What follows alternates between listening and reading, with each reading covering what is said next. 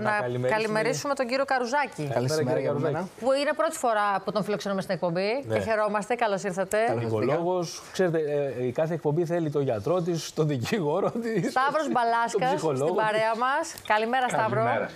Λοιπόν, πάμε να ανοίξουμε λίγο το φάκελο με τις ειδήσεις.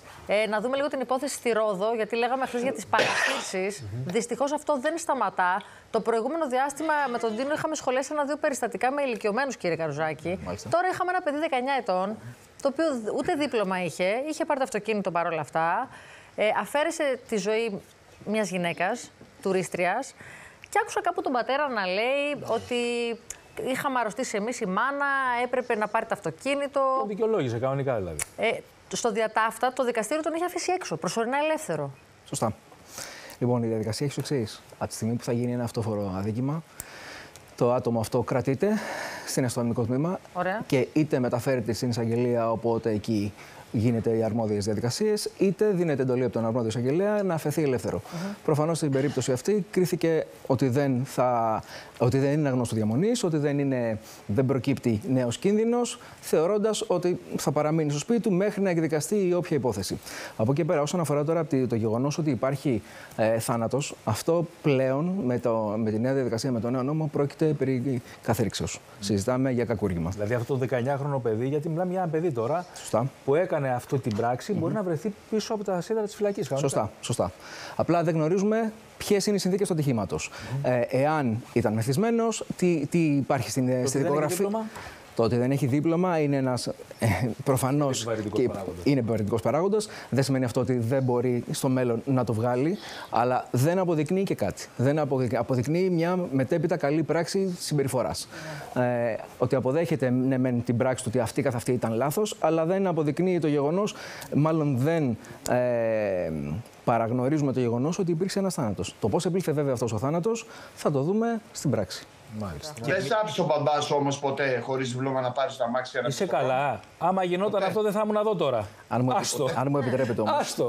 Ακόμη και αυτό κατ' εμέ είναι λάθος. Δηλαδή, βάζουμε ένα μικρόβιο στο παιδί, στον άνθρωπο, να μπει στη διαδικασία να σκεφτεί ότι μήπως και πρέπει να το πάρω, μήπως δεν υπάρχει κάποια συνέπεια για εμένα. Οπότε δυστυχώς ή ευτυχώς μπαίνουμε σε αυτή τη διαδικασία και γι' αυτό συμβαίνουν και διάφορα τροχαία ατυχήματα. Πάμε στη Θεσσαλονίκη να δούμε τι γίνεται με αυτούς τους πιτσιρικάδες, κύριε Καρουζάκη.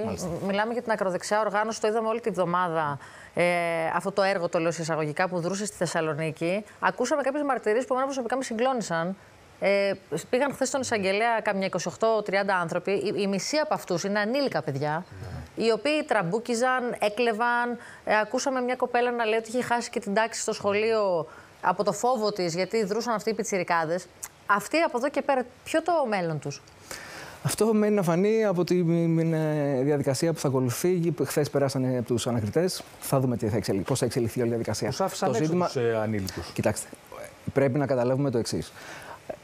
Πρέπει να δούμε αρχικά για τι είδος ανηλίκων, τι ηλικίες μιλάμε. Αν πρόκειται για ηλικίες 12-15, που δεν νομίζω ότι είμαστε σε αυτή την κατηγορία. Δεν ξέρουμε και αν είναι για όλους, βέβαια. Μπορεί ένας-δύο να είναι και σε αυτή την ηλικία. Είναι 15-16. Εκεί συζητάμε για αναμορφωτικά ή θεραπευτικά μέτρα. Εάν μπούμε στη διαδικασία των ηλικιών 15 και 18, μέχρι 18, εκεί έχουμε και τη διαδικασία του περιορισμού σε κατάστημα κράτησης νέων. Το για ποιο λόγο αφέθηκαν ελεύθεροι, αυτό δεν μπορεί να το γνωρίζει κανείς μας. Θα υπάρχει προφανώς ένα σκεπτικό. Λοιπόν, από εκεί και πέρα, αυτό που είναι θλιβερό είναι ότι τα τελευταία χρόνια, όπως και να έχει ανέβει η παραβατικότητα των ανηλίκων. Εδώ βέβαια μιλάμε. Αυτό δεν μιλάμε απλά για μια παραβατικότητα που έπαιξε ένα ξύλο, που δεν το δικαιολογώ σε καμία περίπτωση. Συμφωνώ απόλυτα. Εδώ λοιπόν τι γίνεται? Υπάρχει λοιπόν μια προσέγγιση σε άτομα ανήλικα, τα οποία γίνεται είτε μέσω social media, μέσω κοινωνικής δικτύωσης ή μέσω των σχολείων. Τι κάνουν λοιπόν οι άνθρωποι οι οποίοι τα προσεγγίζουν?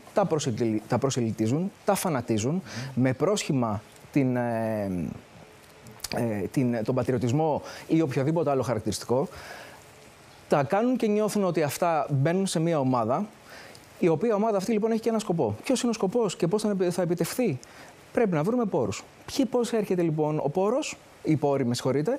Μπαίνουμε στη διαδικασία και κάνουμε ληστείες, κάνουμε εκβιασμούς, οποιοδήποτε ποινικό αδίκημα. Άρα με την πρόφαση της ιδεολογίας. Όχι, με την πρόφαση λοιπόν της ιδεολογίας περνάμε ξαφνικά στο κοινό ποινικό έγκλημα. Μάλιστα. Περνάμε στο βαρύ ποινικό έγκλημα. Στάδιο, ναι, αυτό ακριβώς. Κάπως έτσι. Όπως φαίνεται, είναι και το πιθανότερο σενάριο. Όπως φαίνεται, τουλάχιστον. Πραγματικά. Ενδείξεις υπάρχουν, αποδείξεις δεν υπάρχουν. Για σε τόσο σύντομο χρονικό διάστημα το αποκλείω, να σας πω την αλήθεια, αλλά μένει να φανεί. Μένει να αποδειχθεί. Θέλω να σας ευχαριστήσουμε πάρα πολύ. Να είστε καλά.